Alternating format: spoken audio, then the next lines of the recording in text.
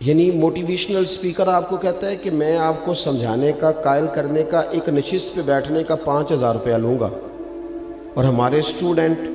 وہ 5,000 روپیہ دے کے اس کے پاس بیٹھتے ہیں تاکہ تھوڑا موٹیویٹ کر دے،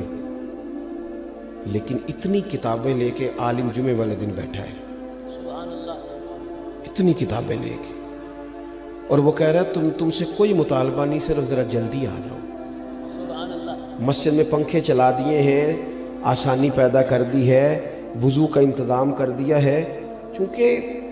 میں آپ کو ذمہ داری سے کہتا ہوں کہ کچھ چیزوں کے لیے بندے کا دل اگر اس طرح کھل جائے نا جس طرح ہونا چاہیے۔ میرے اسا فرمایا کرتے تھے خیرات لینی ہو تو صرف پیالہ تو سیدھا کر لے بندہ، اگر پیالہ ہی سیدھا نہیں ہے، ہمارا وہ مزاج نہیں، معذرت کے ساتھ مذہب کے معاملات میں بات سننے کا، پڑھنے کا، غور کرنے کا، اگر وہ مزاج ہو ایک منٹ کے لیے کہیں اور نہ جانا پڑے، کائنات کی ہر نعمت ہمیں دروازہ رسول سے ملے۔ لیکن وہ والہانہ پن، جب میں پڑھتا تھا، اب تو مجھے نہیں پتا، کافی دنوں سے میں نے معلومات نہیں کی، جب میں نے میٹرک کیا تھا تو رزلٹ 31 مارچ کو آتا تھا، تو جو بھی کسی دا آیا 31 مارچ میں، ہاں نہ نہیں کرتے تسی، 31 مارچ کو میٹرک کا رزلٹ آتا تھا، تو جنہوں نے پیپر دیے ہوتے تھے وہ 1 مارچ سے نماز بھی شروع کر لیتے تھے،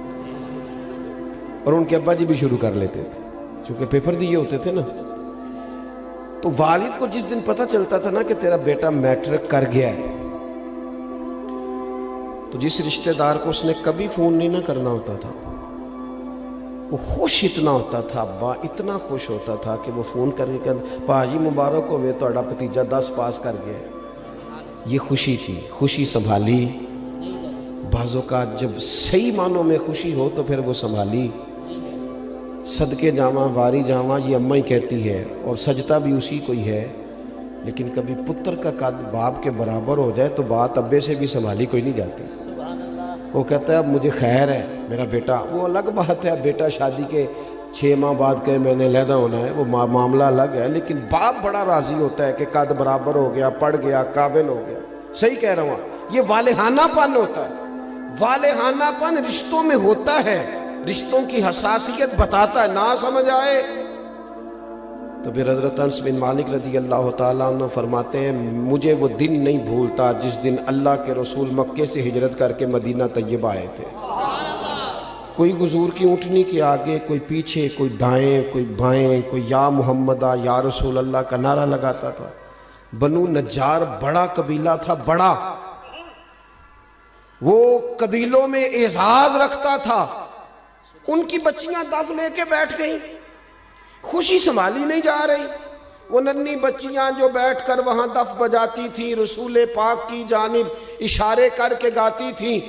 اور کہتی تھی ہمیں معمولی نہ سمجھنا، ہم ہیں بچیاں نجار کے عالی گھرانے کی، ہمیں خوشی ہے آمنہ کے لال کے تشریف لانے کی۔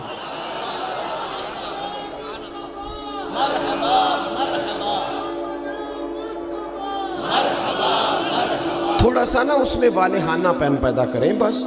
والہانہ پن، کسی ایک چیز کو بھی میلاد میں رسم نہ بنائیں۔ ساڑی مسیح تے محفل نہ ہوئی تے بندے کی آکھن گے، یہ بات چھوڑ دیں، بندے نے آکھن لی محفل کرانی، یہ تو رب رسول کی رضا والا کام ہے،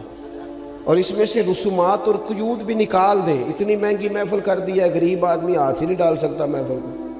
اتنی مہنگی، اتنے موٹے خرچے آنے والوں کے۔ جو یہاں آپ کے علاقے میں نعت پڑھتا ہے وہ بھی نبی پاک کی پڑھتا ہے۔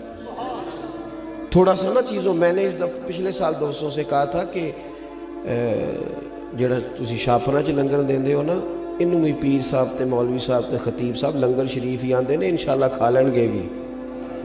سب کا لنگر ایک جیسا پکایا کرو، بہت سارے غریب گھروں میں سارا سال نہیں گوشت پکتا، اگر زیادہ بوٹیاں ڈال کے میلاد شریف پہ بٹھا کے طریقے سے کھلاؤ گے نا کھانا،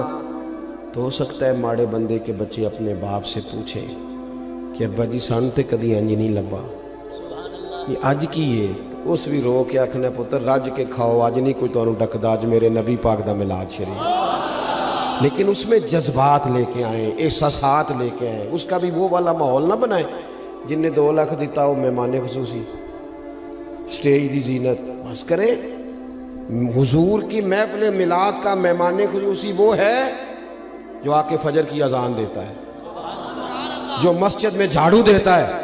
جو رسول اللہ کے دین کی نوکری کرتا ہے، نہ سمجھ آئے تو بخاری شریف سے اس خاتون کا واقعہ نکال کے دیکھو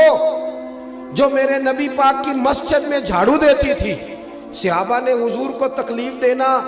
پسند نہ کیا اور جنازہ پڑھ کے دفن کر دیا تو حضور قبر پہ آ کے کھڑے ہو گئے، اور ساری دنیا گنبد خضرا پہ، اور حضور کسی کی قبر پہ آ جائے۔ نبی کریم آ گئے قبر پہ کیونکہ یہ مسجد میں جھاڑو دیتی ہے، حضور قبر پہ کھڑے ہو گئے۔ ویسے تو دوسرا جنازہ جائز نہیں، لیکن وارثوں نے نہ پڑھا ہو تو پھر جائز ہوتا ہے، اور حضور تو خود وارث ہے نا ساری امت کے۔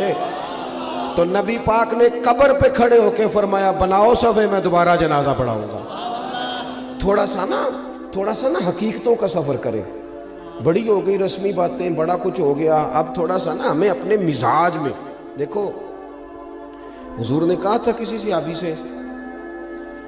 کہ میرے ناک سے یا میرے منہ سے بلغم نکلے تو چہرے پہ مال لینا۔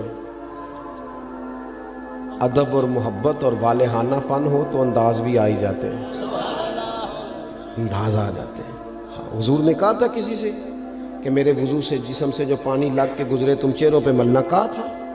بلکہ آپ صحیح مسلم شریف دیکھیں، حضرت ابو ایوب انصاری رضی اللہ تعالیٰ عنہ فرماتے ہیں نبی کریم علیہ السلام میرے گھر کو حضور نے رونق بخشی، میرے غریب خانے پہ آئے تو میرے گھر کی 2 منزلیں تھیں، نیچے میں رہتا تھا، اوپر کئی دفعہ بچے ہوتے تھے یا خالی ہوتا تھا۔ جب محبوب تشریف لے آئے تو میں نے عرض کی حضور جو آپ پسند کریں، تو فرمایا میں نیچے رہتا ہوں، لوگوں نے آنے جانا ہے، لوگوں کو آسانی ہوگی۔ حضرت ابو ایوب انصاری کہتے ہیں بچے لے کے چھت پہ چلا گیا، لیٹ گیا۔ رات کو میں اٹھا، اچانک آنکھ کھلی، چھت پہ چل رہا تھا تو میرے دل میں خیال آیا کہ ابو ایوب کہیں ایسا نہ ہو کہ جہاں تیرے پیر ہیں وہاں نیچے حضور آرام فرما ہو۔ خیال آیا، یعنی اگر حضور اس کو بطور ادب ان کے سامنے بیان کرتے تو محبوب فرماتے ادب یہ ہے کہ میں اوپر رہتا ہوں تو نیچے رہے، لیکن نبی پاک صلی اللہ تعالیٰ علیہ وآلہ وسلم نے ایک اور انداز، صحابہ نے ایک اور انداز ہمیں حضور کی غلامی کا سکھایا کہ یہ حضور نے کہا نہیں۔ حضرت ابو ایوب کہتے ہیں مجھے وہ خیال آیا تو میں ایک کونے میں ساری رات کھڑا رہا، اور وہاں میں نے ساری رات بیٹھ کے گزار دی۔ صبح آ کے عرض کی یا رسول اللہ میرے بس کی بات نہیں ہے چھت پہ رہنا، جہاں نیچے آپ تشریف فرما ہو۔ محبوب نے یوں نظر اٹھا کے چہرہ دیکھا اور ان کی قلبی کیفیت اور ان کے باڈی لینگویج اور ان کا انداز کا اخلاص،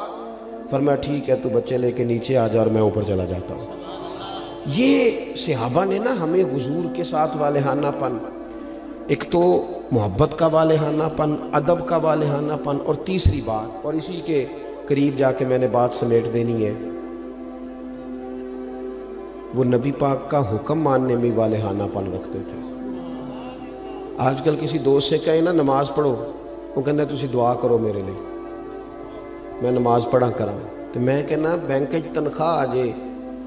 کدی نہیں کسی دعا کرائی کہ دعا کر دیو میرا تنخواہ لین جان نو دل نہیں کرتا پیا،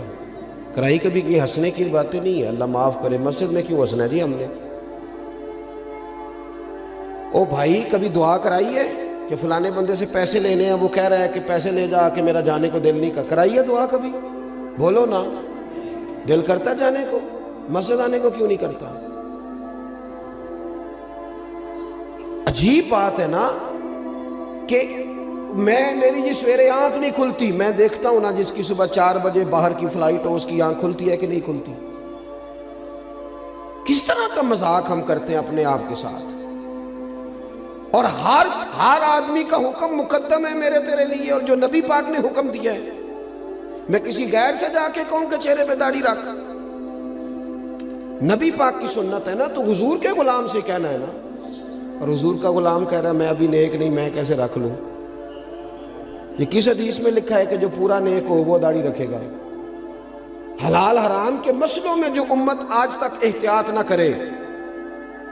ہم پاک رسول کے ماننے والے ہیں۔ نبی پاک نے اپنے مقدس قدموں کی برکت سے اس امت کو پاکیزگی عطا فرمائی ہے، کیسے لقمہ حرام ہمارے منہ میں جا سکتا ہے؟ کس طرح بھلا؟ طبیعت کیسے گوارا کرتی ہے؟ مجھے بتاؤ نا، آپ سے سوال پوچھتا ہوں، آپ کی توجہ ہے میری بات پر؟ گوشت پکا ہوا ہو نا بڑا بہترین بکرے کا، اور مسالہ بھی مرضی کا ہو، بندہ 2-3 لقمے کھا لے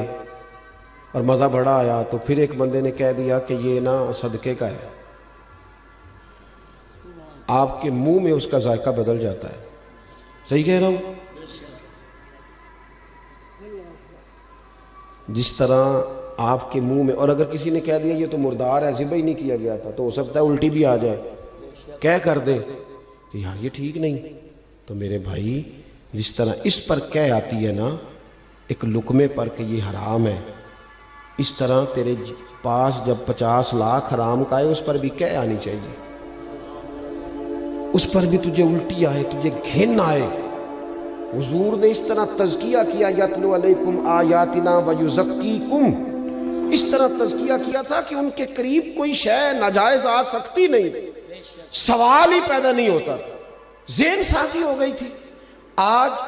اور پھر آپ کو ایک بات اور عرض کروں، نبی کریم صلی اللہ تعالیٰ علیہ وسلم نے چاند کے 2 ٹکڑے کیے، ڈوبا ہوا سورج موڑا،